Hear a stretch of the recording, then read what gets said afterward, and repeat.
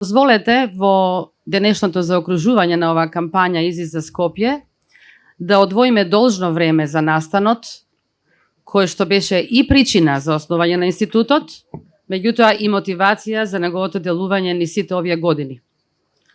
Презентацијата ја насловив Скопје 26 јули 1963, пред, за време и потоа, затоа што таа представува еден хронолошки преглед на селектирани, многу важни настани и податоци, не толку за самиот земјотрес можеби што предходело на него, туку за времето веднаш по неговото случување. Сместено во средиштето на Балканскиот полуостров, нашето Скопје од секогаш било крстосница на важни сообраќајни правци, а ваквата негова географска положба условила богата политичка, економска, културна и историја. Таа била исполнета со различни духовни влијанија, со војни походи, уривања, поплави, пожари, етнички миграција, постојани паѓања и подеми. Времето точно на постанување на нашиот град не е точно утврдено, меѓутоа последните пронаоѓања кај Тумба, кај маđари, одат во прилог на тоа дека овој простор би наследен уште од времето на неолитот. Меѓутоа со сигурност може да го следиме неговиот развој од времето на римјаните, значи кога кај злокуќани и бардовци, значи во првиот век од нашата ера го формираат градот Скупи, кој што е еден стратешки, културен и трговски центар на римската провинција Дарданија. За жал, во 518 година го разурнува силен земјотрес. Преживеаните жители го селат 3-4 километри подолу, значи низводно, каде што е сега Кале. Меѓутоа, покасно е, крајот на 7 век, освоен од словените, преименуван во Скопје. Во 11 век станува византиско упориште, во средновековна Србија административен центар. Конкретно 14 век, значи го освојуваат турците. Градот се преименува во Ускуп, продолжува да се развива, меѓутоа во 1555 година повторно е разурнат. И повторно се раѓа, така да конкретно на 16 и 17 станува најголем град во европскиот дел на Отоманската империја. За жал Пиколомиди, бркајќи ги турците, повторно го пали градот до корен или до темел, меѓутоа градот повторно, после неколку, да речеме 1,5 век, повторно се воздигнува и конкретно на 19 век и почетокот на 20 век станува развиен економски центар, што е подмогнато од пуштањето на пругата Солун-Скопје и поврзување со пругата Скопје-Морава. Во почетокот на 20 век имаме и првиот трамвајски сообраќај, додуше возен од коњи. Имаме автомобилски сообраќај, почнува првите електрични светла, телеграфски сообраќај и интензивна градба на десниот брег на реката Вардар. Својот слободен растеж по Втората светска војна го започнува во заостанато и оштетено стопанство, без индустрија, но набргу со целата заедница на тогашна СФР Југославија станува најголем економски, политички и културен центар и спортски центар исто така, затоа што повеќе од 50% од капацитетите на Македонија се наоѓаат во Скопје. Со 213.000 жители станува трет град во Југославија, со околу 40.000 станови, скоро половината изградени после ослободувањето.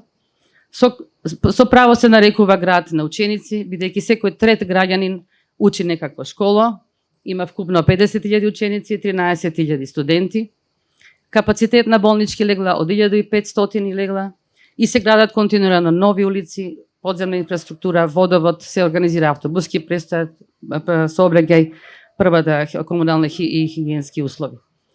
Се градат за прв пат и повеќе катни згради, и стамбени и јавни.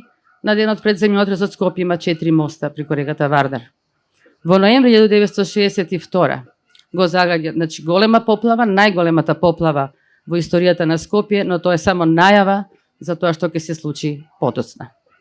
Неколку тестраотни секунди на тоа рано, значи јулско, 26 јулско утро, практично го донесуваат градот во, како што рековме повеќе пати тука повторивме, во град на ужасот, град без куќи и улици. Он е почувствуван 200 километри во радиус од целиот Балкански полуостров, а последиците од катастрофата се, значи, катастрофални.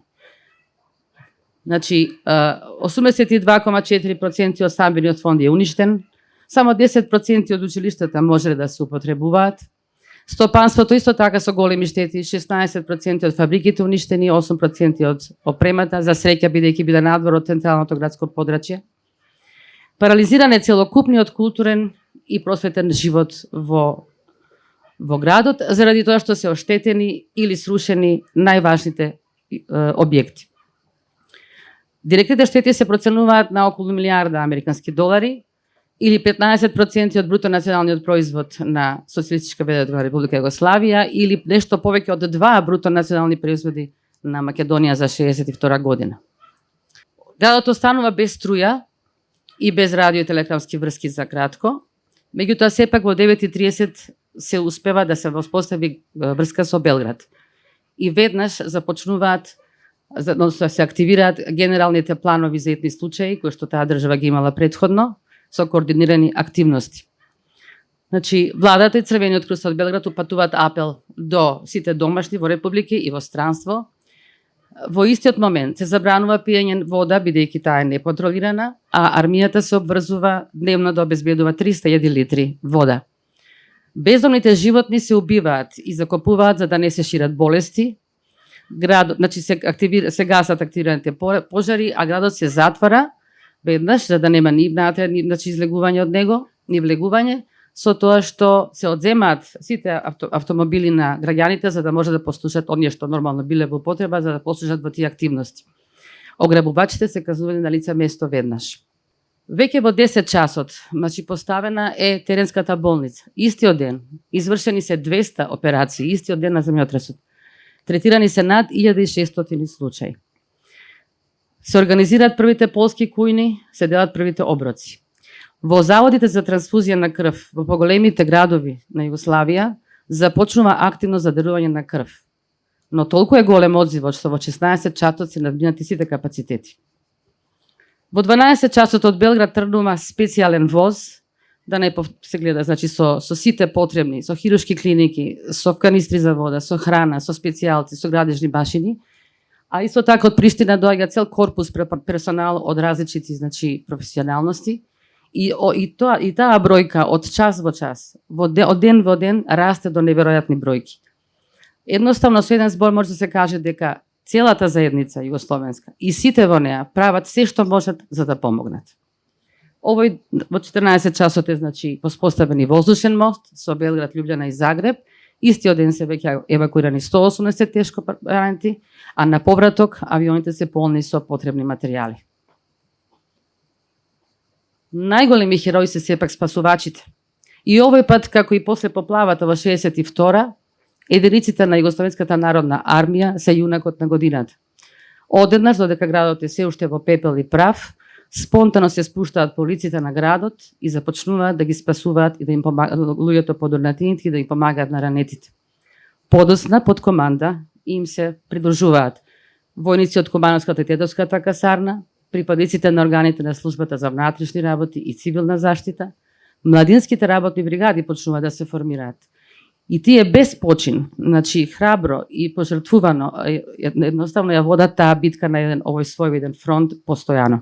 До ноќта, до вечерта доаѓа специјалната група од Франција за пронаоѓање на лица подурнатини и во текот на ноќта, кога веќе спасувачите станува бројката и 9000, практично почнува да има поорганизирано, значи поорганизирано на лице место спасување. Овој процес завршува на 5 август, затоа што тогаш веќе се што можело да се најде се нашло и каде што се претпоставувало дека има урнатини. Значи вкупниот број на живи луѓе од десетиците илјади, значи подрушевени, е 2458. Ден потоа, настанот одекнува во целиот свет. Едната од тие причини се печатот, меѓутоа скоро дознав од директорот на музеот на град Скопје дека ова се случило во време кога за прв пат на земјата планета веќе имало можност да се следи телевизија. Затоа се претпоставува дека една од, да речеме, најголемите меѓународни солидарности е токму поради тоа. Значи, доаѓањето на Тито и неговите пораки се специјално и посебно охрабрување за скопјани. Се спасуваат луѓето од урнатините, се расчистуваат веќе улиците на слободните простори, веќе негнуваат првите амбуланти, првите живеалишта. Ден потоа, значи. Владата донесува одлука за мобилизација на сите машки лица од 18 до 55 години од Скопје, Тетово, Куманово и Велес, а да се евакуират сите оние кои што не можат да помогнат. Се вакцинираат сите луѓе, посебно оние што се од урнатините против тетанус. Со мобилизација на југословенското воздухопловство, практично од Белград за 36 часа само после земјотресот почнуваат да доаѓаат крвна клазма, антибиотици, медицински материјали, се што е потребно од десетици европски земји за само 36 часа. ГРС испреќа медицински тим од 37 специјалисти, а армијата на Соединетите Американски држави во Куманово подигнува, значи, полска болница со 200 легла и со 209 специјалци, стручни лица. Овој ден лекувани се 2000 лица, излечени се 610 тела, а при државната болница започнува посебна канцеларија за идентификување и издавање на изводи за смрт. 28 јули продолжува потрагата по затрупаните, помогнати, како што реков, над француските екипи за пронаоѓање тела над Лабина. Продолжува евакуацијата на над 30.000 деца, почнува да се иселуваат населението од Скопје. Значи, авионите го дезинфицираат градот постојано. Веќе третиот ден, значи после земјотресот, после сите извршени проверки, екипите го пуштаат водоводот во употреба, се пуштаат и уличните светла. Националните богатства, архивите, практично ништо не е изгубено, се е пронајдено, очистено и складирано на безбедно. Продолжува помошта преку Белград со авиони од Франција, од Полска, доаѓаат од Шведска 13 хирурзи, доаѓаат камиони на Црвен крст од Швајцарија, од Источна Германија и така натаму, и така натаму. На 29 јули веќе 120.000 лица го имаат напуштено градот, а оние кои што се останати се привремено сместени во шаторите на падините на Водно и на Скопска Црна Гора. Јавните служби почнуваат да работат под импровизирани насрешници во парковите. Се продолжува расчистувањето на урнатините, овој пат веќе со потешка механизација, се разбира. Се работи 24 часа на ден или 168 часа неделно. Значи, постојано во континуирани смени. Овој ден е исто така значаен, бидејќи доаѓаат 42 акредитирани делегати кои се биле акредитирани во Белград од странство, за да се увидат, да видат состојбата на лице место каква е. Прават проценки и следува интензивна, како што споменаа сите, интензивна меѓународна, значи, помош од преку 82 земји, толку се на број, меѓутоа има сигурно и повеќе. Така да до крајот на јули доаѓаат 500 хирурзи или медицински доктори, неверојатно големи броеви на воено-технички, воено-инженерски екипи кои помагаат, но почнуваат да доаѓаат и градители. Август 1963 година. Југословенската инженерски корпус со 450 лица од СССР започнува веќе финално, значи, расчистување на урнатините во градот. Се приклучуваат 57, како што рековме, југословенски младенски бригади, кои што имаат одработено скоро 500.000, значи, работни доброволни часови.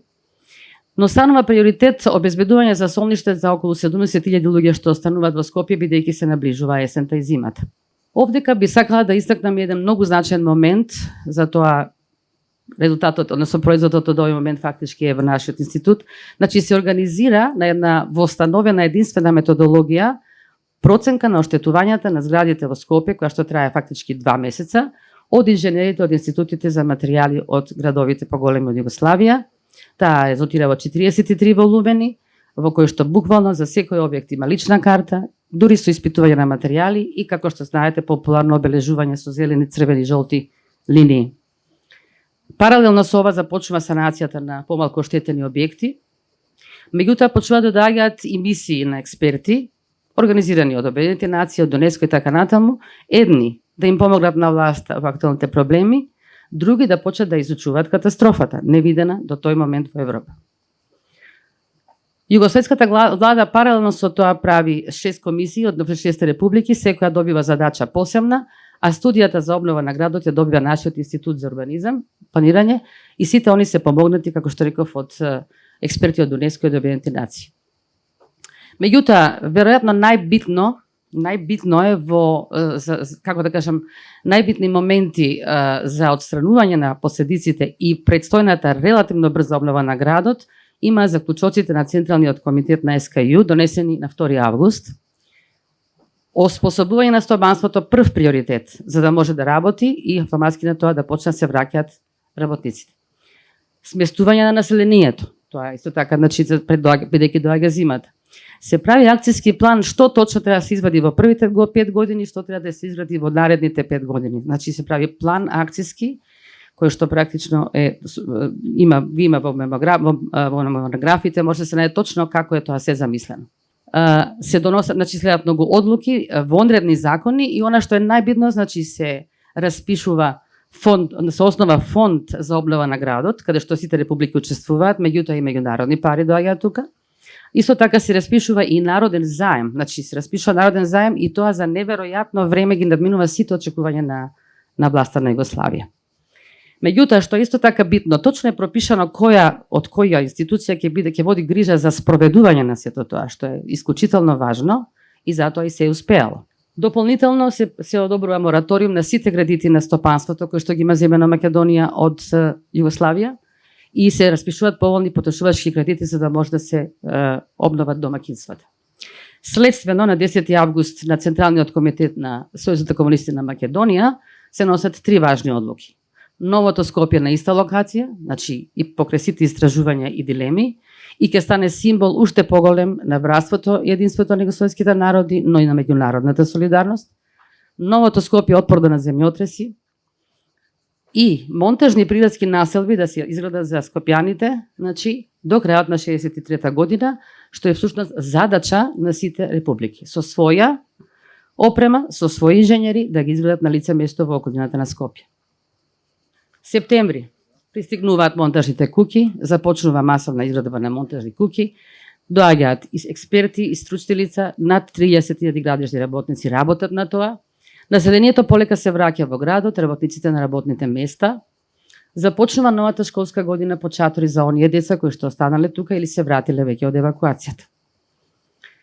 Ова време практично се соочуваат сите стручни лица со тоа дека не постојат прописи, нити пак постои искуство за тоа како да се градат сеизмички отпорни градби. Затоа се доноси одлука да веднаш се донесат технички прописи кои што ќе бидат практично во согласно со современите сознанија.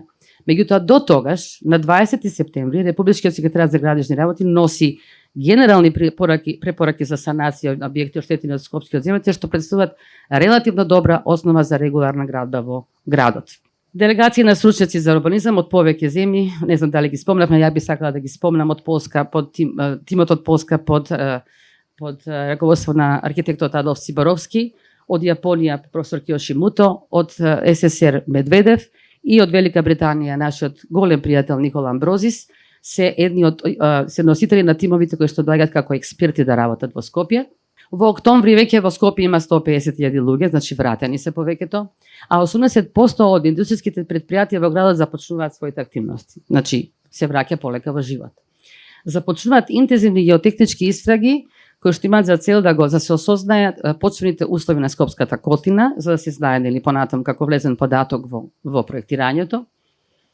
Меѓутоа се приближува есента и започнуваат повторно обилни врнежи, повторно е Скопје во опасност од поплави, се поплавуваат камповите, затоа се носи одлука дека Скопје покрај од земјотресот мора да се заштити и од поплави. Со постојано растечко темпо продолжуваат изградбата на куќите и веќе стотици објекти санирани, додуше незајакнати, се предадени за живење.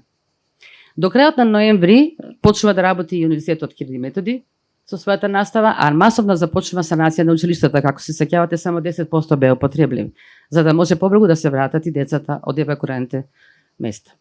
Југословенските власти започнуваат процес на стандардизација на материјали и методи и тоа сака да го направат пред да почне масовната реконструкција на Скопје.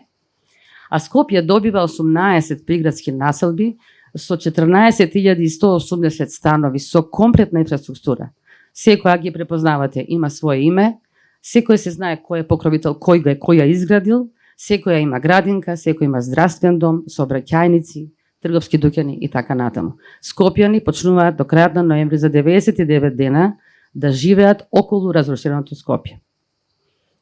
Во 1964 година продолжуваат оние нашите сега познати работи, значи се зајакнуваат објектите, веќе со тие генералните принципи, но паралелно со тоа се носи и на 30 септември 1964 првиот технички пропис за асеизмичко проектирање во Југославија, меѓутоа меѓу првите и во Европа, мора да признаеме. Затоа со право Скопје на некој начин сите признава дека е синоним на почетокот на земјотресното инженерство во Европа. Значи, југословенската влада, заедно со Обединените нации, спомнаат говорниците, го формира меѓународниот консултативен одбор, тука ги имаме поединостите, меѓутоа на иницијатива на тројца од нив, значи на Медведев од Русија, на Амброзис од Англија и на Бубнов од Југославија, они дават предлог и УНЕСКО тоа го прифаќа, се договара, се потпишува договор за формирање на Европската во тоа време комисија за земјотресно инженерство, која прераснува во Европската асоциација. И како што знаете, значи првиот нејзин семинар или првиот нејзин симпозиум е одржан на 1 октомври во Скопје. Затоа реков и поради ова, тоа е синоним за почетокот на земјотресно инженерство во Европа. Во октомври има уште два многу важни настани, а тоа е изработката на урбанистичкиот план на Скопје му се доделува на полскиот Полисервис и на грчки Доксиадис во соработка со нашиот завод, но сето тоа е финансирано од специјален фонд на Обединетите нации. Али распишан е и меѓународниот конкурс за обнова на централното градско подрачје, кое што практично и најмногу доживува штети во земјотресот. Во 65 година, бидејќи имало потреба сето ова да се надгледува, значи и да се биде сведок на таа реконструкција, на 27. мај 1965 година основан е ИЗИС во рамки на тогашниот Скопски универзитет, сега УКИМ, нели? Паралелно со неговата првична мисија да помогне и да го надгледува реконструкцијата на градот, фактичко ИЗИС практично формира и креира услови за постојан растеж и на истражувањата базични применети, на образованието и на обуката во полето на земјотресното инженерство и инженерска сеизмологија. Генералниот урбанистички план е донесен, Скопје е поделено на 3 стамбени зони, потоа има индустријски зони, има деломна зона, зона за рекреација масовна, а меѓународната награда прва за центарот ја делат тимовите на Танги и хрватските архитекти. Главна, значи се формира мастер план, така наречен мастер план за Скопје во 1965 година, како што практично со идеи од двата значи тима. На тој начин, значи, главна е поентата е на центарот на градот и идејата е да се направи една композиција од традиционалната архитектура, меѓутоа и од новата, брутална, нарекуваме или бетонска архитектура. Главните две точки се градската порта, односно транспортниот центар, и градскиот зид, едно карактеристичен зафат на Танге, кој што денеска сме сведоци, во кој што требало да живеат третина од граѓаните или жителите на Скопје. Скопје, главната цел е да добие лик на меѓународен и урбано среден град и тој план се остварува. Се остварува за само 10 години, 10 до 15 години. Значи, по поземјотресот Скопје започнува една масовна, планирана архитектонска и градижна активност, надгледувана од југословенската влада, меѓутоа и помогната од многу земји кои што покрај првата помош, како што рековме преска, донесоа, одлучија да остават трајни спомени како што се основните училишта, поликлиниките, многу станови, многу куки, листата е навистина премногу долга. Почнува да се градат сообраќајници, модерни булевари. Во 80-та година имаме 420 километри, во споредба со 44-та го имало само 3 километри. Се градат 5 нови мостови, зборам 1980 година, значи.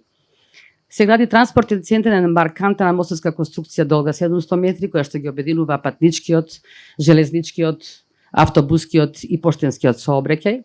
Се обновуваат, се зголемуваат аеродромските згради. Се градат бројни стамбени комплекси, како што реков, меѓу нив и градскиот зид.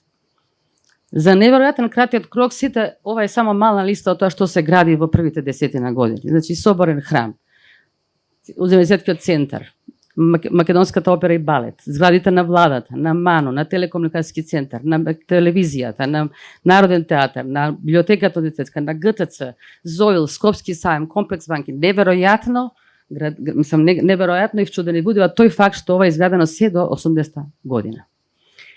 Се зголема капацитетот на болничките легла. Во Скопје има 162 основни училишта и 43 средни училишта со 110.000 ученици, 28 факултети со 36.000 студенти.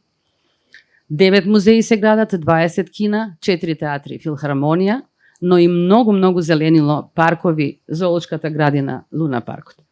Може би едно од најважните и најубавите архитектурски дела секако е регулацијата на Вардар, а битни се и каптажите на Рашче. Завршувајќи со тоа дека се во овие трусни подрачја живееме во секој момент меѓу два земјотреса, завршувам со цитатот на Ватанабе. Во случајот на Скопје има нешто што ме радува во тагата. Тоа е големата безпрекорна меѓународна солидарност, на која сите ние од целиот свет станавме сведоци. Потребна беше драстична интервенција на природата да не потсети дека луѓето се само луѓе. Зошто токму во време на вакви драми размислуваме за големи теми како што е братството меѓу сите луѓе. Ви благодарам на вниманието.